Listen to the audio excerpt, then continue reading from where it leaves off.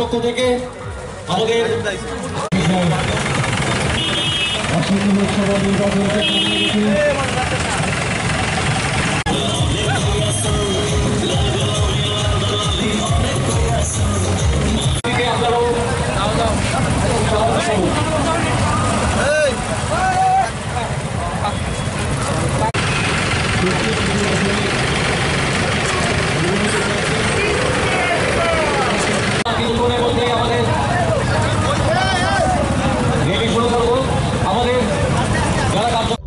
এই মাসের 19 তারিখে প্রথম ধাপের নির্বাচন, সেই নির্বাচনে আমাদের পশ্চিম ত্রিপুরা আসনের নির্বাচন সংগঠিত হবে।